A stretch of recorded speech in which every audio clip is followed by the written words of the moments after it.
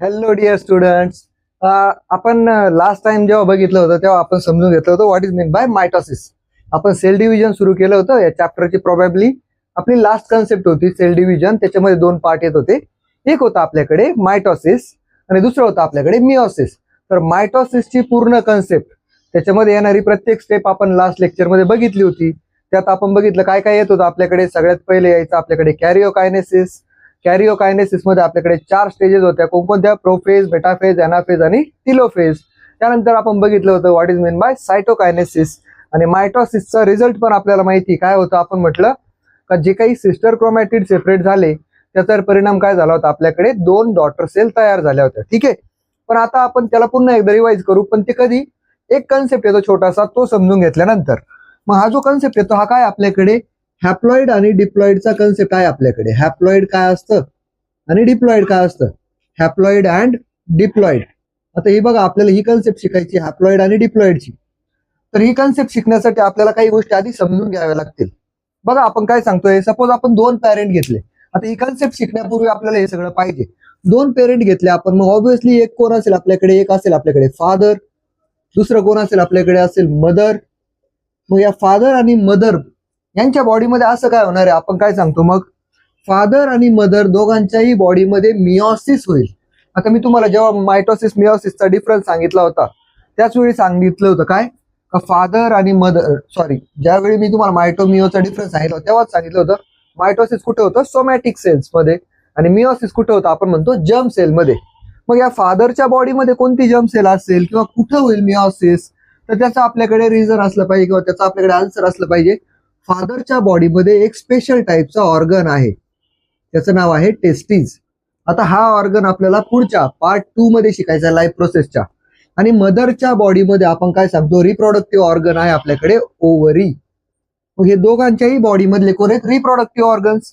मग या टेस्टीज पासून एक आपल्याकडे काय बनतं म्हणतो आपण, जे काही फिमेल असेल मेल असेल दोघांचं उदाहरण घेतोय आपण. ओव्हरी पासून पण काहीतरी बनेल, टेस्टीज पासून पण काहीतरी बनेल. हे जे टेस्टीज आहेत यांच्यापासून काय बनतं? आपण म्हणतो स्पर्म. एक स्पेशल टाईपची सेल बनते, तिला आपण काय म्हणतो? स्पर्म. ओव्हरी पासून जी स्पेशल टाईपची सेल बनते तिला आपण काय म्हणतो? एग. आता ओव्हरी पासून जी सेल बनते तिला भरपूर नाव आहेत. सेकंडच्या म्हणजे पार्ट सेकंड मध्ये तर आपण शिकूच, पण आधीच त्याची 3 नावं तुम्हाला देऊन सांगतो. एग बनतात, त्याला अजून आपण नाव देतो ओवम, किंवा त्यालाच आपण नाव काय देतो? ऊसाइट. म्हणजे बघा, फिमेल रिप्रोडक्टिव्ह जे काही आपण म्हणतो स्पेशल स्ट्रक्चर आहे त्याला आपण काय म्हणतो? एग, ओवम किंवा ऊसाइट. मग हे जे स्पर्म बनला, हे जे काही म्हणतो आपण एग बनलं, त्या दोघांना काहीतरी म्हटलं पाहिजे ना. मग यांना आपण काय म्हणतो? They are called as गॅमिट्स. त्यांना काय म्हणतो आपण? गॅमिट्स. मग आता हे गॅमिट बनले, पण आपण काय म्हटलं? टेस्टीज मध्ये मिओसिस होऊन आपण काय म्हटलं? स्पर्म बनला. ओव्हरी मध्ये मिओसिस होऊन कोण बनलं? आपण म्हटलं एग बनलं. पण हे मिओसिस झालं याचा अर्थ आपण काय म्हणतो? सरळ सरळ यांच्यामध्ये स्पर्म जो बनला ना, याचं जर आपण स्ट्रक्चर बघितलं तर खूप सिंपल स्ट्रक्चर आहे आपल्याकडे. याला आपण पुढच्या चॅप्टरमध्ये डिटेल बघणार आहोत. एग जर बघितलं तर एगचं स्ट्रक्चर आपण काय सांगतो? मग आता एग आणि स्पर्म दोघे असतील आपल्याकडे. स्पर्म कडे आपण काय सांगतो ना, आपल्याला माहिती फादरच्या बॉडीमध्ये किती क्रोमोझोम होते? 46. मदरच्या बॉडीमध्ये किती क्रोमोझोम होते? 46. बट जेव्हा हे स्पर्म किंवा एग बनेल ना, तर यांच्याकडे काय असतील? फक्त 23 क्रोमोझोम्स असतील. मग मला एक सांगा, जर ह्या स्पर्म कडे 23 क्रोमोझोम आहेत, याचा अर्थ याच्यापेक्षा अर्धाच सेट आहे, हाफ सेट. मग हाफ सेट आहे म्हणून जर मी काय म्हणतोय, हाफ सेट कॅरी करतो, मग याला आपण काय म्हणतो? ज्याच्याकडे हाफ सेट आहे त्याला आपण म्हणतो हॅप्लॉइड. म्हणजे क्रोमोझोमचा अर्धाच नंबर असेल त्याला काय म्हणायचं? हॅप्लॉइड. याच्याकडे पण हाफ ऑफ द क्रोमोझोम आहेत, याला पण काय म्हणू आपण? हॅप्लॉइड. आणि या हॅप्लॉइडला आपण कशाने दाखवतो? स्मॉल एन ने दाखवतो आपण. एन म्हणजे काय? Half set. याला आपण कशाने दाखवतो? आपण एन ने. मला सांगा, आता जेव्हा कधी या फादर मदर किंवा हजबंड वाईफ मध्ये आपण काय म्हणतो? सेक्शुअल इंटरकोर्स होणार असेल, त्यावेळी काय होईल? या मेल गॅमेटचं आणि या फिमेल गॅमेटचं काय होईल? फ्युजन होईल. आणि या फ्युजनचा रिझल्ट काय येईल? ह्या इव्हेंटला आपण काय म्हणतो? फ्युजनच्या याला म्हणतो आपण फर्टिलायझेशन. मग ह्या रिझल्ट काय येणार याचा? आपल्याकडे काय बनेल बरं? हे एग सेल आहे अशी राहील आपली. एग सेल वरती जाऊन काय म्हटलं आपण? कोणाचं फ्युजन होतंय? स्पर्म सेलचं. मग हा स्पर्म आणि एग फ्यूज झाल्यामुळे आपल्याकडे एक स्पेशल सेल डेव्हलप होते. मला सांगा आता, ही जी स्पेशल सेल डेव्हलप झाली हिला आपण काय म्हणतो, झायगोट. फर्टिलायझेशनचा रिझल्ट काय मिळाला, झायगोट. मग याच्यात काय झालं बरं, याचा 23 क्रोमोझोम आला, याचा 23 क्रोमोझोम आला. याचा अर्थ आपण म्हणू शकतो की नाही, झायगोट मध्ये किती क्रोमोझोम आले, पुन्हा फादरचे 46 होते, मदरचे 46 होते, गॅमेट मध्ये 23 होते, आणि त्यांच्यापासून जे झायगोट बनलं त्याच्यात किती आहे, 46. झायगोटला काय म्हणायचं नेमकं, झायगोट कोण आहे? Zygote is the first cell of the baby. जे काही नवीन ऑर्गॅनिझम प्रोड्यूस होणार आहे त्याची पहिली जी सेल असते तिला काय म्हणतो आपण, झायगोट. मग या झायगोट मध्ये हा नंबर पुन्हा रिस्टोर झाला. याचा एन प्लस मदर कडला एन, दोघं मिळून काय झालं आपल्याकडे 2n. म्हणून आपण काय सांगतो, जर फुल सेट ऑफ क्रोमोझोम असेल त्या कंडिशनला आपण काय म्हणतो, डिप्लॉइड. आणि या डिप्लॉइड कंडिशनला आपण दाखवतो 2 आणि n लिहून. म्हणजेच काय, दोन्ही सेट ऑफ क्रोमोझोम त्याच्याकडे असतील, मदर आणि फादर कडली, म्हणून त्याला लिहितो आपण 2n. तर हे सगळं होतं आपल्याकडे हॅप्लॉइड आणि डिप्लॉइड बद्दल. मग आता आपण पुढे जाऊ. हॅप्लॉइड डिप्लॉइड कळलं असेल, हे सगळं जर सोपं वाटलं असेल, तर आता आपण आपल्या टॉपिक कडे येऊ. मायटॉसिस मध्ये काय झालं होतं ते बघू, आणि मिओसिस मध्ये काय झालं होतं ते पण बघू. आता मिओसिसचा आपल्याला डिटेल बघायचंय, पण मायटॉसिसचा थोडासा रिकॅप घेऊ आपण, कारण मायटॉसिसच्या रेफरन्स मध्ये आपल्याला मिओसिस शिकावं लागतं. मग हे सगळं समजलं असेल. हॅप्लॉइड कोणाला म्हणायचं, ज्याच्याकडे हाफ सेट ऑफ क्रोमोझोम आला त्याला. किंवा डिप्लॉइड कोणाला म्हणायचं, ज्याच्याकडे फुल सेट ऑफ क्रोमोझोम, किंवा आपण काय म्हणतो दोन्ही सेट ऑफ क्रोमोझोम असतील त्याला काय म्हणायचं, डिप्लॉइड. मग आता पुढे जाऊयात. बघा, हॅप्लॉइड डिप्लॉइड कळलं असेल तर मला एक सांगा, मायटॉसिस मध्ये काय होत होतं, आपल्याकडे काय होतं, एक सेल होती, हा तिचा न्यूक्लियस होता, आणि ह्या न्यूक्लियसच्या आतमध्ये आपण काय म्हटलं, सपोज हा एक क्रोमोझोम होता, आणि आपण काय म्हटलं, आता पेन भरपूर वेळा तुम्हाला पण मल्टिपल कलरचे पेन वापरावे लागतील, आणि आपण काय म्हटलं, हा एक क्रोमोझोम होता आपल्याकडे. आता मी यांना सरळ सरळ सिस्टर क्रोमॅटिड सरळ ड्रॉ करतो. मग आता हे 2 क्रोमोझोम होते आपल्याकडे, आपण असं म्हटलं. मायटॉसिसचा परिणाम काय झाला, याचा काय झाला, आपण म्हणतो एक क्रोमोझोमचा काय म्हणतो आपण, दोघांचेही हाफ हाफ आर्म काय झाले. आपण इथं जर बघितलं मायटॉसिस मध्ये काय झालं, सरळ सरळ प्रोफेज, मेटाफेज, एनाफेज, टिलोफेज याचे रिझल्ट काय भेटले आपल्याला, एक नवी सेल बनली का जिच्यामध्ये काय असेल आपल्याकडे, याच्यातून निघालेला हाफ सेट असेल. न्यूक्लियस जर बघितलं तर आपल्याला लगेच लक्षात येतं, याच्यातून निघालेला हाफ सेट असेल, आणि हाफ सेट कुठं जाईल, दुसऱ्या सेलमध्ये इथं जाईल. मग आपण इथं पण हाफ सेट दाखवला, ठीक आहे. मग आता आपण काय म्हटलं, हा जो दुसरा क्रोमोझोम होता याचा पण हाफ हाफ सेट यांच्यात आला. म्हणजेच काय, इथं आपल्याकडे रेडवाला पण क्रोमोझोम आला, इथे पण आपल्याकडे रेडवाला क्रोमोझोम आला. मग मला एक सांगा बरं, आपण काय म्हटलं, ही सेल कशी होती, हिच्यात दोन्ही सेट ऑफ क्रोमोझोम होते, म्हणजे फुल होते क्रोमोझोमचा नंबर. ही कशी होती आपली, डिप्लॉइड. ही जी नवी सेल तयार झाली हिच्याकडे काय, दोन्ही सेट ऑफ क्रोमोझोम आहे, रेड पण ब्लॅक पण, आपण असं म्हणू. मग याचा अर्थ ही सेल पण कशी आहे, डिप्लॉइड. हिच्याकडे पण दोन्ही आहे, ही सेल पण कशी असेल आपली, डिप्लॉइड. मग आपण असं म्हणू शकतो की नाही, मायटॉसिसचा जो एंड रिझल्ट आहे ना आपल्याकडे, मायटॉसिसचा एंड रिझल्ट काय आहे, मायटॉसिसचा रिझल्ट काय सांगतो आपल्याला, 2 काय बनतात, 2 diploid daughter cells. 2 diploid daughter cells. Mitosis मध्ये काय बनतात आपल्याकडे, 2 डिप्लॉइड डॉटर सेल्स. हा रिझल्ट आहे आपल्याकडे मायटॉसिसचा. सेम आता आपण जर बघितलं मिओसिस, तर मिओसिस मायटॉसिस पासून कसं वेगळं आहे ते आपल्याला बघायचे. मग बघा बरं, आपण आता डायग्राम व्यवस्थित बघितली तर आपल्याला सगळं कळायला काही इश्यू येणार नाही. मग आपण काय सांगतो, मायटॉसिसचा रिझल्ट जर कळला असेल तर मिओसिस कळायला अजिबात इश्यू येणार नाही. मग आता मिओसिस मध्ये होतं काय ते समजून घ्या. मिओसिस होतं 2 स्टेज मध्ये. पहिली असेल तुमच्याकडे मिओसिस 1. मिओसिस 1 मध्ये होतं काय नेमकं, हे जे काही क्रोमोझोम होते, ही जी जोडी आहे क्रोमोझोमची, या जोडीला आपण काय म्हणतो, होमोलोगस पेअर ऑफ क्रोमोझोम. मग ही होमोलोगस पेअर आहे ना, ती एकमेकापासून सेपरेट होईल. म्हणजे पहिल्या स्टेजमध्ये मिओसिस मध्ये काय होईल, separation of homologous pair. Separation of homologous pair म्हणजे ही जोडी सेपरेट होईल. मग आपण काय म्हणू बरं, सगळ्यात पहिलं बघा, ही आपली पहिली सेल, ही आपली असेल दुसरी सेल, हिच्यामध्ये असेल आपला न्यूक्लियस, हिच्यात असेल आपला न्यूक्लियस, आणि होणार काय आहे, जोडी सेपरेट होते. आपण असं नाही म्हटलं का सिस्टर क्रोमॅटिड सेपरेट होतात, मग जोडी सेपरेट होते. याचा अर्थ काय, याच्याकडे येईल पूर्ण आपला कोण, ब्लॅक वाला क्रोमोझोम, ज्याला आपण काय म्हणू, पूर्ण क्रोमोझोम येईल डायरेक्ट.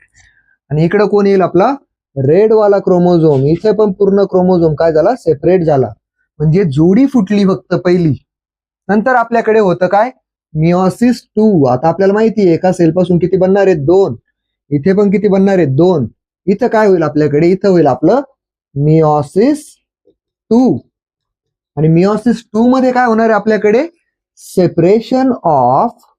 आता आधी कोणाचं झालं होतं होमोलोगस पेअर, आता कोणाचं होईल याच्यात काय आपल्याला माहिती एक आर्म दोन्ही आर्मला मिळून काय म्हणतो आपण सिस्टर क्रोमॅटिड्स.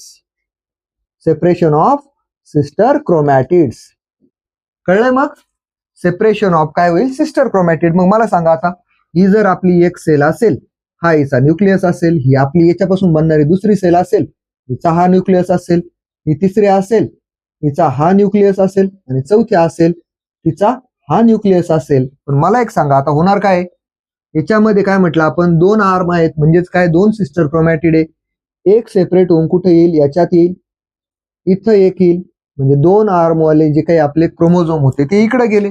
याच्यात रेड वाला आहे, याच्यात काय येईल एक सिस्टर क्रोमॅटिड येईल, म्हणजे इकडे अर्धा येईल आणि दुसरा अर्धा इकडे येईल. म्हणजे झालं काय इथे 4 सेल बनल्या. मग मिओसिसचा रिझल्ट काय सांगणार आपण 4 सेल बनल्या. पण बघा बरं मायटोसिस मध्ये याच्यातला दोघांमधलाही येत होता म्हणून ते कसे होते डिप्लॉइड. इथं बघा अर्धाच क्रोमोझोमचा सेट येतोय, म्हणजे ही कशी असेल हॅप्लॉइड, ही कशी असेल हॅप्लॉइड, ही पण कशी असेल हॅप्लॉइड, आणि ही पण कशी असेल हॅप्लॉइड. मग आपण मिओसिसचा रिझल्ट देतोय, काय सांगतो आपण मिओसिसचा रिझल्ट काय येतो आपल्याकडे. मिओसिसचा रिझल्ट 4 डॉटर सेल्स बनणार आहेत, पण ह्या 4 डॉटर सेल कशा असतील दे विल बी हॅप्लॉइड. मग आपल्याला बघा खूप वेळा विचारलं जातं मिओसिस मध्ये काय होतं आणि मायटोसिस मध्ये काय होतं. मिओसिस मध्ये काय होतं 4 डॉटर सेल बनतात, पण त्या कशा आहेत हॅप्लॉइड. हॅप्लॉइडला आपण कसं रिप्रेझेंट करतो फक्त एन ने रिप्रेझेंट करतो. मायटोसिसचा रिझल्ट काय होता 2च डॉटर सेल बनायच्या, पण त्या कशा होत्या आपल्याकडे डिप्लॉइड. तर यापैकी आपल्याला काय कळलं आता मिओसिस 2 स्टेज मध्ये शिकायचे. पहिली स्टेज आहे आपल्याकडे सेपरेशन, दुसरी स्टेज आहे सेपरेशन ऑफ सिस्टर क्रोमॅटिड. तर याचा एक स्क्रीनशॉट असू द्या आपल्याकडे.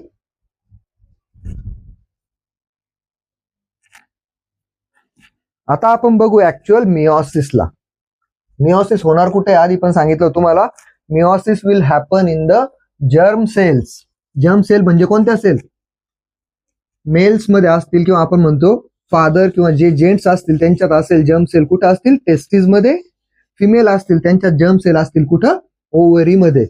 ओव्हरी पासून बनणाऱ्या गॅमेटचं नाव मी 3 नावं सांगितले तुम्हाला कोणकोणते एग, ओवम आणि oocyte. आणि या सगळ्या नॉलेजला आपल्याला पुढच्या चॅप्टर मध्ये युज करायचंय. जो आपला लाईफ प्रोसेसेसचा पार्ट 2 असेल तिथे आपल्याला बघायचंय.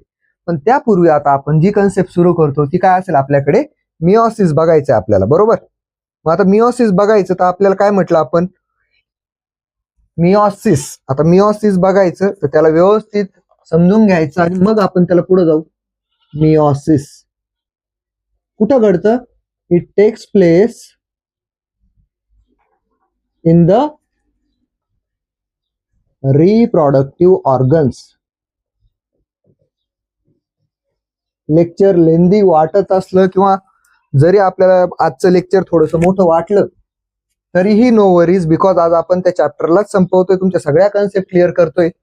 मग आता आपण सांगितलं मिओसिस कुठं होणार आहे म्हटलं आपण meiosis will takes place in the कुठं होणार आहे म्हटलं आपण it will take place in the reproductive organs. मग आता मिओसिस होणार आहे तर आपल्याला माहिती प्रोसेस आपण जस्ट आत्ताच बघितली. मिओसिस कसं होणार आहे म्हटलं आपण 2 स्टेज मध्ये. एक असेल आपल्याकडे काय मिओसिस 1, दुसरा असेल आपल्याकडे मिओसिस 2. मग आपण जर एका फ्लो चार्ट मध्ये याला जर उतरवलं तर आपण काय सांगतो बघा आपल्याकडे सेंटरला ठेवू आपण कुणाला मिओसिसला. मिओसिस 2 याच्यात होतं 2 स्टेप मध्ये. पहिली स्टेप असेल आपल्याकडे मिओसिस 1, दुसरी स्टेप असेल आपल्याकडे मिओसिस 2. मग आता 2 स्टेप मध्ये होणार आहे. मग मिओसिस 1 मध्ये आपल्याकडे काय काय येणार आहे पहिलं येईल आपल्याकडे कॅरिओकायनेसिस 1. न्यूक्लियसचं जे पहिलं डिव्हिजन असेल त्याला काय म्हणू आपण कॅरिओकायनेसिस 1. आणि कॅरिओकायनेसिस 1 मध्ये आपल्याकडे कोण कोण येईल बरं पहिलं येईल आपल्याकडे बघा व्यवस्थित, कॅरिओकायनेसिस मध्ये 4 स्टेज शिकलेलो आपण, त्याच 4 इथे येतील आपल्याकडे. पहिली असेल आपल्याकडे प्रोफेज, पण ती कोणती असेल आपल्याकडे 1. दुसरी असेल मेटाफेज, पण ती कोणती असेल आपल्याकडे 1. नंतर असेल अॅनाफेज, बट अॅनाफेज 1. लास्टला असेल आपल्याकडे टिलोफेज. टिलोफेज कशी असेल आपली 1. या 4ही झाल्यानंतर आपल्याला माहिती काय होतं, कॅरिओकायनेसिस नंतर काय होतं, सायटोकायनेसिस. सायटोकायनेसिस पण कोणतं, फर्स्ट टाइम होणार म्हणून 1.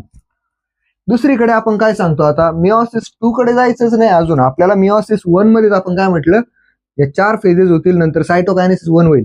पण या 4 फेजेस मध्ये तुम्हाला आजच सांगून ठेवतो, तुम्हाला जर मिओसिसवर क्वेश्चन येणार असेल तर तो क्वेश्चन फक्त आणि फक्त तुम्हाला प्रोफेज 1 वरती येईल. का? त्याचं रिझन आहे आपल्याकडे. Because prophase 1 is further divided into 5 stages. 5 stages कोणकोणते आहेत ते बघू आपण आधी, मग आपण बघू. पहिली असेल आपल्याकडे लेप्टोटीन, दुसरे असेल झायगोटीन, तिसरे असेल आपल्याकडे पॅकिटीन. आता याला खूप लोक काही पण वाचतात, कोण पचायटीन म्हणते, कोण पकायटीन म्हणते, बट आपण सोपं ठेवायचं पॅकिटीन. नंतर आहे आपल्याकडे डिप्लेटीन, आणि लास्टला असेल आपल्याकडे डायकायनेसिस. मग आता या 5 फेजेस लक्षात कशा ठेवायच्या, एवढ्यात अवघड आहे सर. तुम्ही तर म्हटले याच्यावर क्वेश्चन येईल, पण हे 5च्या 5 पाठ कशा करायच्या, पाठ नाही करायच्या, लक्षात ठेवायच्या. पाठ नाही करायच्या, लक्षात ठेवायच्या. दोन्हीमध्ये फरक काय, हार्डवर्क गाढव पण करतं, पण आपल्याला काय करायचं, स्मार्ट वर्क. मग आपण कसं लक्षात ठेवणार यांना, तुम्ही घरात गेले, घरात गेल्यानंतर तुम्ही बघितलं सोफ्यावरती तुमची बहीण बसलेली होती, आणि आपण गेल्यानंतर आपण थकून भागून शाळेतून घरी गेलो आणि ती आपली घरी आरामात बसलेली आहे. पण आपण काय म्हणतोय, आपण आपला आवरण्याच्या तयारीच्या हिशोबात, आणि ती आपल्याला काय म्हणते, प्लीज 1 ग्लास पाणी दे. मग 1 ग्लास पाणी दे याचा अर्थ काय, तिला आळस आला म्हणून तर ती आपल्याला म्हटली, आणि मग तिच्याकडे बघून आपल्या मनात काय विचार येईल, किती लेझी बरं. मग याला असंच लक्षात ठेवायचं, लेप्टोटीनचा घ्यायचा ले, झायगोटीनचा घ्यायचा झी, पॅकिटीनचा घ्यायचा प, डिप्लेटीनचा घ्यायचा डी, आणि डायकायनेसिसचा घ्यायचा डी. म्हणजे आपल्याकडे काय बनेल, एक सेंटेन्स बनेल आपल्याकडे. ते सेंटेन्स काय आमचं लक्षात राहील आपल्या, लेझी आळशी पडी, आणि दीदीला आपण काय शॉर्ट मध्ये दी, लेझी पडी दी. दीदी आहे पण दीदी कशी आहे, लेझी पडलेली आहे, तर त्याचं काय म्हणू आपण, लेझी पडी दी. ठीक आहे. 5 फेजेस लक्षात राहतील, ले फॉर लेप्टोटीन, झी फॉर झायगोटीन, प फॉर पॅकिटीन, डी फॉर डिप्लेटीन, आणि आपण काय म्हणतो डायकायनेसिस. तर या पद्धतीने 5 लक्षात ठेवायच्या. पुढे जाऊयात आपण. मिओसिस 2 मध्ये काय होईल, मग परत एकदा कॅरिओकायनेसिस 2 होईल. हे सुरू होईल, म्हणजेच काय, याच्यात कोण कोण येतील आपल्याकडे, प्रोफेज येईल, पण ती कोणती असेल आपल्या आता 2. कोण असेल मेटाफेज, ती पण कोणती असेल आपली 2. नंतर असेल आपली अॅनाफेज, ती पण असेल आपली 2. आणि असेल आपल्याकडे टिलोफेज, तर ती पण काय असेल आपल्याकडे 2. मग या 4ही फेजेस आपल्याकडे असतील. आणि नंतर शेवटी काय होईल आपल्याकडे, कॅरिओकायनेसिस 2 कंप्लीट झाल्यानंतर आपल्याकडे होईल सायटोकायनेसिस 2. ठीक आहे.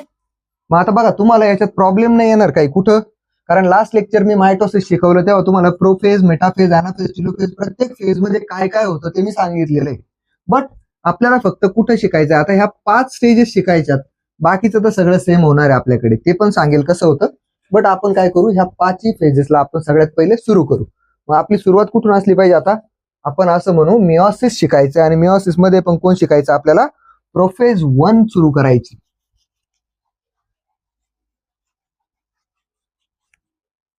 मिओसिस 1 मध्ये आपल्याला कोण सुरू करायची, प्रोफेज 1. आणि प्रोफेज 1 मध्ये पण आपली पहिली फेज कोण आहे, ले, म्हणजेच कोण, लेप्टोटीन. नंतर येईल झायगोटीन, पॅकिटीन, नंतर येईल डिप्लेटीन, आणि लास्टला येईल आपलं डायकायनेसिस. तर बघा, सुरू करू आपण. आपण बघतोय काय, मिओसिस 1. पॉइंट टाकून घेऊ आधी. आपण बघतोय काय, मिओसिस 1. मिओसिस 1 मध्ये आपण काय बघतोय, प्रोफेज 1. प्रोफेज 1 मध्ये आपण काय बघतोय, लेप्टोटीन. पहिल्या नंबरला येते म्हणून 1 नंबर टाकू लेप्टोटीन. मग होणार काय लेप्टोटीन मध्ये, जे काय आपण बघितलं सेलची डायग्राम तर आपली आहे तीच राहणार आहे. काय राहील आपल्याकडे, ही आपल्याकडे एक मेन सेल असेल, तिच्या आतमध्ये आपल्याकडे कोण असेल, न्यूक्लियस असेल. न्यूक्लियसच्या आतमध्ये कोण असतील आपल्याकडे, क्रोमोझोम असतील. मला एक सांगा, आपण एक क्रोमोझोम समजा हा ब्लॅक वाला ड्रॉ केला, तर याच्या होमोलोगस पेअरला आपण काय करू, दुसरा कलरचा वापरू. कोण असेल आपल्याकडे, रेड वाला. तुम्ही पण मल्टिपल पेन वापरले तर तुमचा खूप फायदा होईल या कन्सेप्ट समजायला. सोबत काय म्हटलं आपण, आता आपल्याला माहिती काय होणार आहे. आता हे क्रोमोझोमच का ड्रॉ केले मी डायरेक्ट, तर त्याचा आन्सर आपण आता देऊ. आता आपल्याकडे काय असेल, समजा आपण म्हटलं पहिली स्टेज जी होती ती काय होती आपल्याकडे, chromatin network condense. Chromatin, chromatin कोण आहे, हेच क्रोमोझोम फक्त धाग्याच्या फॉर्म मध्ये असतील तेव्हा. Chromatin starts to condense and converts into chromosomes and converts into chromosome. पहिली गोष्ट तर ही होणार आहे. मग आपण लिहिलं क्रोमोझोम तयार झाले. दुसरं आपण काय सांगतोय, आपल्याला माहिती सेंट्रिओल.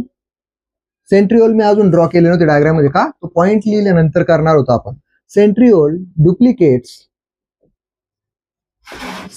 डुप्लिकेट होईल and moves towards the pole. Moves towards the pole. मग आता आपण दोन इव्हेंट म्हटले इथं, काय म्हटलं सरळ सरळ बघा बरं, अपोजिट पोल कडे जाईल, टुवर्ड द पोल जाईल. सेंट्रिओल डुप्लिकेट होईल म्हणजेच काय, आपण एक दाखवू असा. आपल्याला माहिती मागच्या वेळी आपण सेंट्रिओल खूप वेळा ड्रॉ केलेत मायटोसिस मध्ये. एक सेंट्रिओल कुठे येईल आपला, इकडे ह्या दिशेने.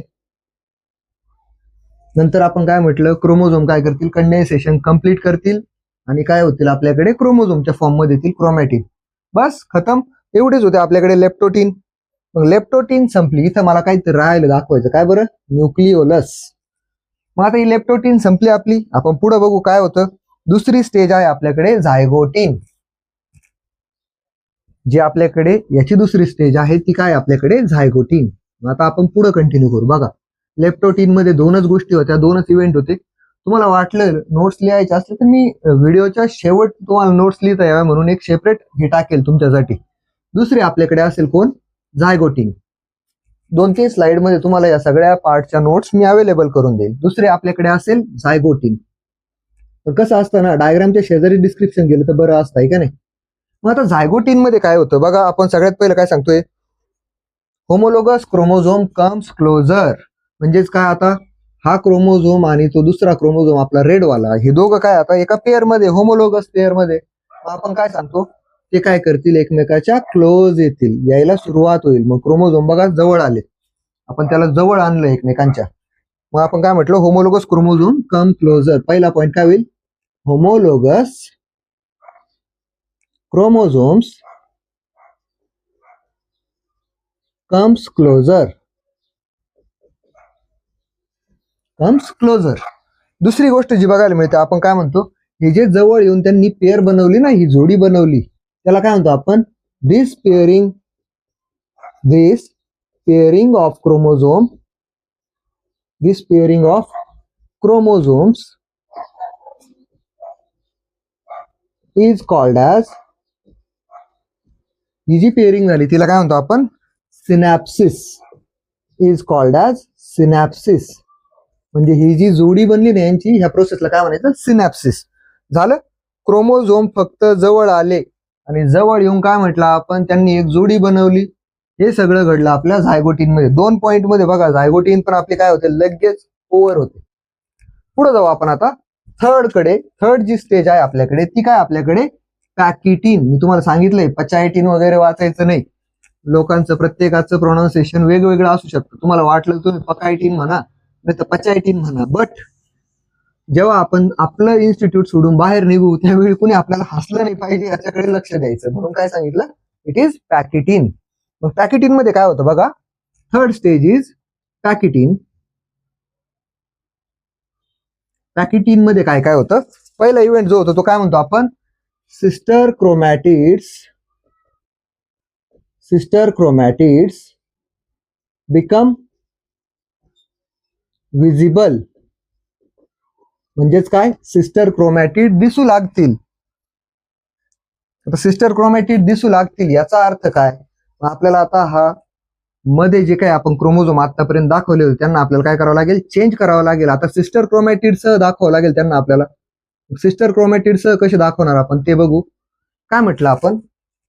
सिस्टर क्रोमॅटिड म्हणजेच कोण? आर्म्स डुप्लिकेट होतील. मग आपला जो कोण होता हा ब्लॅक वाला याचा सिस्टर क्रोमॅटिड आले याचे, आणि एक आपल्याकडे कसा असेल? इकडं असेल. मी का असा एक आर्म त्याचा लांब काढला त्याचं रिझन आपल्याला पुढच्या पॉइंट मध्ये मिळेल. दुसरा वाला आपण जर काढला तर आपल्याकडे कोण होता? हा याचे आर्म्स इथं असतील आपल्याकडे. एक आर्म मात्र याचा काय होतोय? याच्या आर्म सोबत क्रॉसिंग ओव्हर करतोय. मग आपण काय म्हटलं? नीट बघा, या दोन्ही क्रोमोझोमचे आर्म काय करतायत? एकमेकांवरती जात आहेत. एकमेकांवरती हे दोन्ही आर्म काय करतायत? असे ओव्हरलॅप करतायत. यांचं हे जे ओव्हरलॅपिंग झालं ना, या ओव्हरलॅपिंगलाच आपण काय म्हणतो? Crossing over. या जागेला काय म्हटलं जातं? Crossing over. मग होईल काय बरं? या क्रोमोझोमवरचे काही इम्पॉर्टंट जीन असेल, इन्फॉर्मेशन असेल ती त्या क्रोमोझोमवर दिली जाईल. त्या क्रोमोझोमची काही इम्पॉर्टंट इन्फॉर्मेशन असेल ती ह्या क्रोमोझोमवर पाठवली जाईल. आणि याचा परिणाम काय होणार आहे बरं? मग इन्फॉर्मेशन एक्सचेंज केली या दोन क्रोमोझोमने, पण काहीतरी फायदा असेल ना. मग फायदा काय असतो? दोन्ही क्रोमोझोमवरची इन्फॉर्मेशन मिक्स झाल्यामुळे काय होतं? नवीन काहीतरी जेनेटिक कॅरेक्टर डेव्हलप व्हायला मदत होते. मग आपण आपल्या मदर सारखे किंवा फादर सारखे एक्झॅक्ट का दिसत नाही? Because of this crossing over. आपण काय म्हणणार? Crossing over occurs between. आता मला सांगा बरं, ब्लॅक वाल्याचे सिस्टर क्रोमॅटिड ब्लॅक वाले आहेत, रेड वाल्याचे सिस्टर क्रोमॅटिड रेड वाले आहेत, पण हे दोघंही क्रॉसिंग ओव्हर करतायत. म्हणजे हे कसे आहेत? Non sister chromatid. मग आपण काय म्हणणार? Crossing over occurs between non sister chromatids. Non sister chromatids. Non sister chromatid मध्ये काय झालं? क्रॉसिंग ओव्हर झालं. आणि त्याच्यामुळे होतं काय बरं? This crossing over leads to genetic recombination. कशाला म्हणतो रिकॉम्बिनेशन? नवे कॅरेक्टर डेव्हलप होतील, त्याला काय म्हणायचं? Genetic recombination. म्हणजे जेनेटिक रिकॉम्बिनेशन होण्यासाठी ही जागा गरजेची होती. मला सांगा, आता इथं जर आपण बघितलं, ह्या दोघांचे आर्म ज्या पॉइंटवरती एकमेकाला क्रॉस होत आहेत ना, ह्या पॉइंटला काय म्हटलं जातं? सच पॉइंट इज कॉल्ड ॲज कायाझमा. उगाच काहीतरी वाचायचं नाही, चियाझमा वगैरे नाही. It is कायाझमा. कायाझमा एक असा पॉइंट आहे का जिथं काय होतं? दोन्ही क्रोमोझोम मध्ये काय होतं? क्रॉसिंग ओव्हर होतं. ठीक आहे, पुढे जाऊयात, प्रोग्रेस करूयात. आता पॅकेटिन सगळ्यात महत्वाची फेज होती आपल्याकडे. तर तिथं काय होतं? आपण म्हटलं bye study point of view नाही, स्टडी पॉइंट ऑफ व्ह्यूच्या हिशोबाने प्रोफेज वन इम्पॉर्टंट आहे, बट पॅकेटिन कशासाठी इम्पॉर्टंट होतं? नवे कॅरेक्टर कसे डेव्हलप होतात हे समजून घेण्यासाठी आपल्याकडे पॅकेटिन समजणं महत्वाचं होतं. ठीक आहे, पुढे जाऊयात, प्रगती करूयात. आपलं तर चॅनलचा तुम्हाला माहिती आहे ना, चॅनलचा आपला मोटोच तो आहे, गाईड, कनेक्ट अँड ग्रो. तुम्हाला कुठं अडचण येईल तिथं आहेत गाईड करायला आमच्यासारखे. तुम्ही फक्त कनेक्ट व्हायचा, चॅनलला व्हिडिओला लाईक करायचा, चॅनलला सबस्क्राईब करायचा उशीर असेल. कनेक्ट झालो, गाईड केलं जाईल, आणि ग्रो मात्र आपण दोन्ही पण सोबत हो, तुम्ही पण आणि मी पण. त्यासाठी काय करा, आत्ताच बघा व्हिडिओ अर्धाच झालेला असेल अजून, व्हिडिओवरती लाईक करा.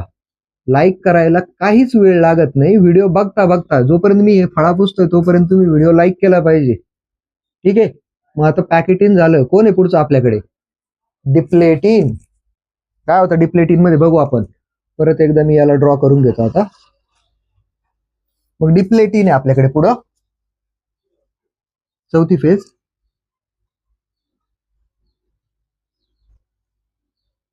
डिप्लेटिन.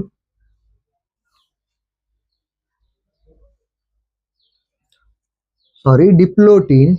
डिप्लोटीन बघायचे आपल्याला. काय होतं डिप्लोटीन मध्ये?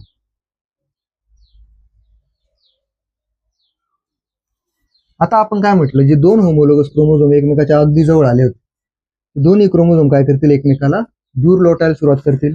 आपण काय म्हणणार? Homologous chromosomes starts repelling each other. दोन्ही क्रोमोझोम काय करतील? एकमेकाला रिपेल करतील, लांब लांब जातील. दुसरी गोष्ट काय होईल आपल्याकडे? Nuclear membrane and nucleolus starts to disappear. मग बघा आपल्याकडे दोन इव्हेंट घडले. काय म्हटलं आपण, होमोलोगस क्रोमोझोम काय झाले, एकमेकांपासून लांब जायला लागले. पण मला एक सांगा, आता क्रॉसिंग ओव्हर झालं त्यांच्यामध्ये, मग आपण काय म्हणणार, हा जो आपला ब्लॅक वाला क्रोमोझोम असेल हा याच्यापासून लांब आला, लांब आला तर आला, याने काय केलं, अर्धा आर्म मात्र किंवा अर्धी इन्फॉर्मेशन कोणाकडून आणली, रेड वाल्याकडून. याला आपण असं दाखवू शकतो रेड वाल्यासोबत, बरोबर. दुसरीकडे आपण काय म्हटलं, हा जो आपला रेड वाला होता त्याने काय केलं, रेड वाला क्रोमोझोम जर आपण ड्रॉ केला, थोडीशी लांब लांब काढायची, का रिपेल करतात म्हटलं आपण. मग आपण काय म्हटलं, हा तिसरा आर्म आणि हा चौथा असेल आपल्याकडे, तर होणार काय, हे जे आर्म असतील आपल्याकडे यांच्यावरती काय येईल, आता ब्लॅक वाला येईल. मग आपण असं दाखवू याला, याच्याकडे रेड वाला आला तर याच्याकडे कोण आला, ब्लॅक वाला. ठीक आहे. मग आपण दुसरी गोष्ट काय म्हटलं, nuclear membrane and nucleolus start to disappear. मग आपण काय म्हणू, न्यूक्लियर मेम्ब्रेन हळूहळू डिसअपियर होईल. आपल्याला माहिती लास्ट टाइम पण आपण असं दाखवलं होतं, डॉटेड दाखवलं, याचा अर्थ काय, ते डिसअपियर व्हायला लागलं. आणि आपण काय म्हटलं, न्यूक्लिओलस जो आपण ड्रॉ केलाच नव्हता, आता करू आपण, तो पण काय व्हायला लागेल आपला, डिसअपियर. मग हे सगळं झालं आपल्याकडे कुठं, डिप्लेटिन मध्ये. होमोलोगस क्रोमोझोम एकमेकापासून लांब गेले, पण आर्म्स बघा एक्सचेंज झाले थोडे थोडे. न्यूक्लियर मेम्ब्रेन आणि न्यूक्लिओलस काय झाला, डिसअपियर व्हायला लागला. मग अशा पद्धतीने आपल्याकडे झाली डिप्लोटीन. आता आपल्याला बघायची शेवटची कोण, डायाकायनेसिस. डायाकायनेसिस मध्ये काय होतं ते आपण बघू आता लास्टली. शेवटचा आपल्याकडे 5वी स्टेज असेल डायाकायनेसिस. मग डायाकायनेसिस मध्ये काय होतं, सिंपल शॉर्ट मध्ये बघा बरं काय होतं आपल्याकडे डायाकायनेसिस मध्ये, क्रोमोझोम फर्दर कंडेन्स. मग आपल्याला माहिती काय होणार आहे, पहिली गोष्ट, chromosomes further condense.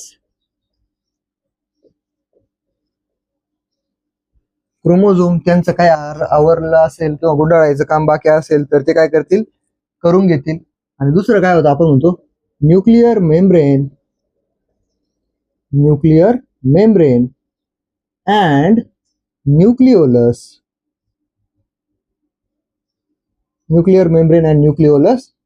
completely disappears.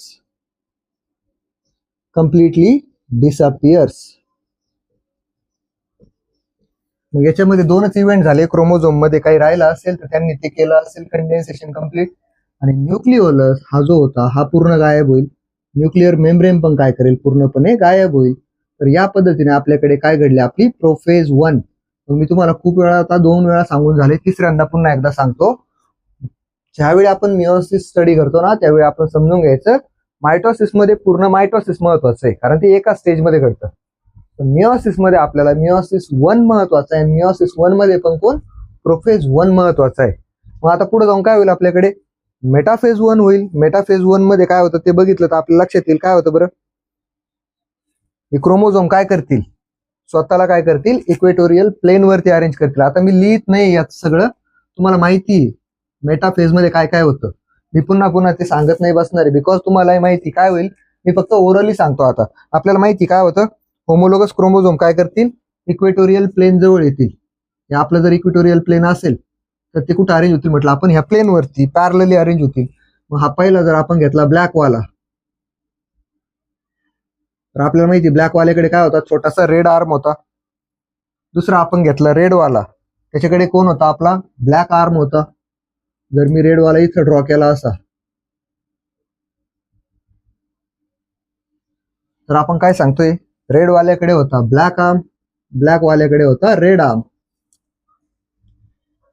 कशासाठी होते, क्रॉसिंग ओव्हर, जेनेटिक रिकॉम्बिनेशन साठी गरजेचं होतं.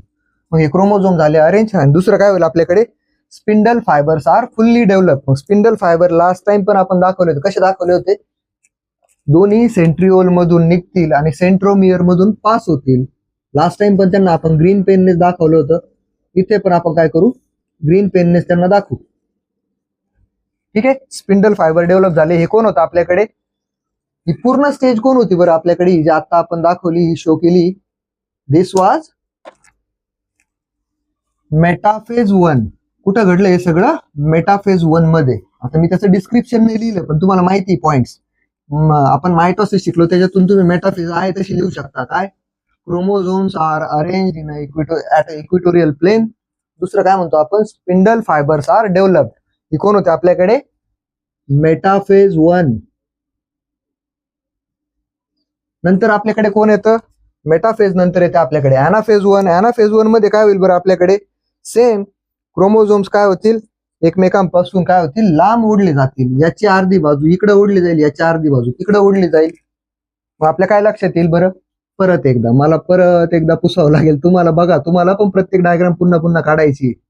मग आपण काय म्हटलं? याचा अर्धा बाजू काय केला जाईल? इकडे ओढला जाईल. मग समजा आपण जर म्हटलं अर्धी बाजू इकडे ओढली जाईल अशी, ही कोण आता बघतोय आपण? ॲनाफेज 1. इथं अर्धा ओढला इकडे जाईल, अर्धा तिकडे ओढला जाईल असा. त्याच्यात अर्ध्याकडे काय असेल? आपला रेड आर्म. कशासाठी माहिती? रेड आर्मचं काम काय? जेनेटिक रिकॉम्बिनेशन दाखवणं. ठीक आहे. सेम आपण काय म्हणू? रेड वाल्याचा अर्धा इकडे ओढला जाईल, याच्याकडे अर्धा कसा असेल? आपला ब्लॅक वाला, का? Genetic recombination. आणि अर्धा इकडे जाईल.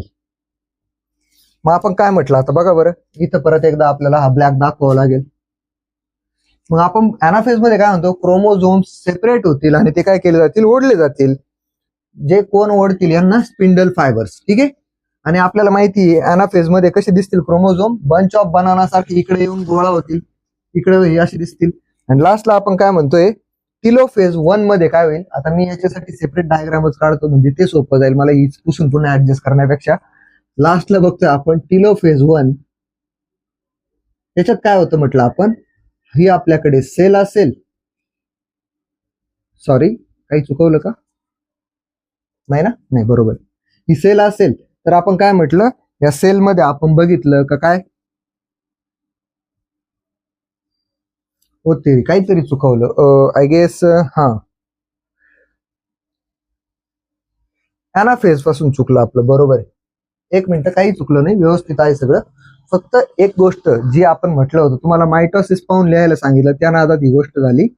काय म्हटलं आपण? इथं सिस्टर क्रोमॅटिड नाही सेपरेट होतं. आपण मगाशीच लिहिलेलं आहे मायटोसिस मध्ये काय होतं. मायटोसिस मध्ये होतं काय? आपण म्हटलं सेपरेशन ऑफ होमोलोगस पेअर आधी. मिओसिस 1 मध्ये काय होतं? Separation of homologous pair. मग एक अख्खाच्या अख्खा क्रोमोझोम जो ब्लॅक वाला होता आपला, तो अख्खा इकडे येईल. नंतर आपण काय सांगतो? जो आपला रेड वाला होता तो अख्खा तिकडे शिफ्ट होईल. आणि अख्खाचा अख्खा क्रोमोझोम जेव्हा शिफ्ट होतो ना, त्याला आपण काय म्हणतो? मिओसिस 1 कम्प्लीट झालं म्हणू. याच्याकडे कोणता पार्ट असेल? आपला रेड वाला. याच्याकडे कोण असेल? आपला ब्लॅक वाला. आता काही अडचण नाही. मग आपण काय सांगतो? टिलोफेज 1 मध्ये काय होईल बरं आपल्याकडे? टिलोफेज 1 मध्ये काय होईल आपल्याकडे? Nuclear membrane and nucleolus reappear. याच्या आजूबाजूला कोण येईल? आपला हा येईल आपला न्यूक्लिअर मेम्ब्रेन. सेम आता इथं खुडून टाकू. टिलोफेज 1 बघतोय आपण इकडे. न्यूक्लिअर मेम्ब्रेन पुन्हा येईल, इकडे पण न्यूक्लिअर मेम्ब्रेन पुन्हा येईल. मेम्ब्रेन आलं, त्याच्यासोबत कोण येईल आपल्याकडे? न्यूक्लिओलस पण पुन्हा येईल दोघांकडेही. इकडे पण आपला आला न्यूक्लिओलस, इकडे पण आला आपला nucleolus. Nuclear membrane and nucleolus reappear. मग याला आपण जर लिहायचं ठरलं कसं लिहिणार? Nuclear membrane and nucleolus reappear. दोघं पुन्हा येतील. आणि दुसरं काय म्हणतो आपण? नीट जर बघितलं तर इकडे एक न्यूक्लियस सेपरेट तयार झालं, इकडे एक सेपरेट न्यूक्लियस तयार झालं. मग आपण काय म्हणणार? Thus two daughter nuclei are formed. Cells नाही, न्यूक्लिआय फॉर्म झाले आत्ताशी. मग आपल्याकडे दुसरं कोण सुरू होईल आता? मिओसिस 2. आत्ताशी आपलं कोण संपलं? मिओसिस 1. मला सांगा आता, मिओसिस 1 संपलं का अजून? त्याच्यात काय व्हायचं बाकी आपल्याकडे? सायटोकायनेसिस 1.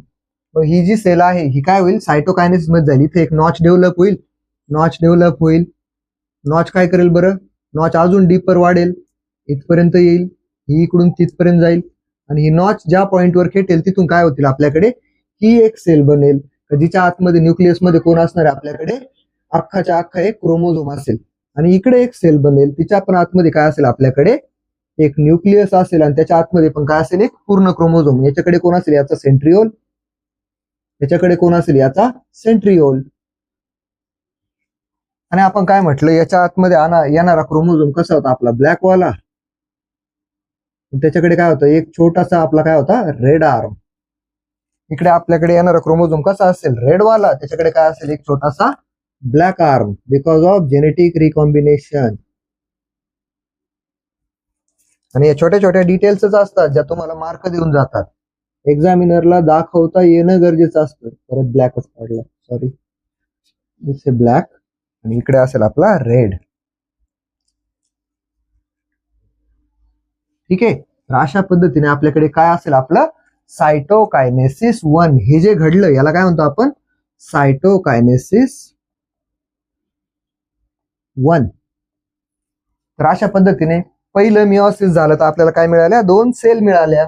मिओसिस 2 मात्र आता खूप सोपं असेल, आपल्याला माहिती काय होणार त्याच्यामध्ये. बघू आपण एकदाच. एवढा पार्ट मात्र आपल्याला कळला असेल तर प्लीज याला नोट करा व्यवस्थित. सायटोकायनेसिस 1 मध्ये आपण काय लिहिणार, notch develop at the centre of the cell with 2 nuclei. Notch develop झालेले आपण काय म्हणतो, नॉच ग्रोज डीपन्स. आणि आपण काय होतो, the deepen notch divide the cell into 2 cells which have set of chromosome. Set आहे पण कसं आहे, अजून आपण म्हटलं सध्या तरी याच्याकडे 2 आर्म, याच्याकडे 2 आर्म, पण हे हॅप्लॉइडच आहेत. पुढे जाऊन अजून हॅप्लॉइड 4 बनतील, 2च्या 2 आणि ह्या 2च्या 2. ठीक आहे, त्याला बघू आपण मिओसिस 2 ला.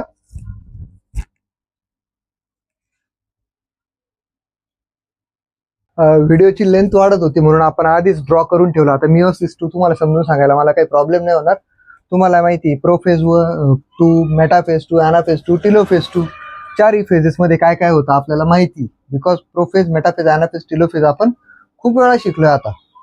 स्पिंडल फायबर डेव्हलप होणं वगैरे वगैरे, क्रोमोझोम ओढले जाणं, पोल्सकडे येणं आणि त्यांचे काय होणं, पुन्हा डिटँगलिंग होणं, त्याला काय म्हणतो आपण, 4 फेजेस जातील. आणि नंतर काय होईल, सायटोकायनेसिस 2 होईल. एकाचे 2 बनतील, एकाचे 2 आणि 2 पासून किती बनतील, 4. तिथं माहिती आपल्याला, पण 2 पासून नाही. ऍक्च्युअली ह्या 2 सेल कशा बनल्या होत्या, मिओसिस 1 मध्ये एका सेल पासून 2, 2 पासून 4, म्हणजे एकाच सेल पासून 4 सेल बनल्या. पण आपण काय सांगितलं आता, मिओसिस 2 मध्ये काय झालं, मिओसिस 1 मध्ये होत होतं सेपरेशन ऑफ होमोलोगस क्रोमोझोम. जोडी सेपरेट झाली क्रोमोझोमची. आणि मिओसिस 2 मध्ये काय होतं, सेपरेशन ऑफ सिस्टर क्रोमॅटिड. काय होईल याच्यामध्ये बघा, इकडला हा टोटल क्रोमॅटिडचा एक पार्ट कसा आहे, ब्लॅक, सगळा ब्लॅक वाला इकडे गेला. रेड आणि ब्लॅक मिक्स वाला कुठं, इथं गेला. थर्ड मध्ये आपण बघतो याचा कसा आहे, रेड आणि ब्लॅक मिक्स वाला तो इथं आला. आणि इकडला पूर्ण रेड आर्म कुठे गेला, इकडे गेला.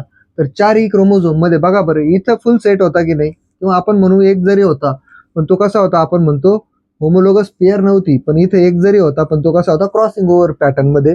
इथं मात्र आपल्याकडे काय आहेत, 4 सेल बनल्या, सगळ्यांमध्ये एक एकच क्रोमोझोम आहे. म्हणजे यांना आपण काय म्हणू, 4 haploid cells are produce after meiosis. मग आपला रिझल्ट आपण ऑलरेडी डिस्कस केलेला होता, फक्त प्रोसेस बघायची बाकी होती. तर आज आपलं जे काही लेक्चर होतं आणि चॅप्टर होता, दोन्ही गोष्टी संपलेल्या असतील.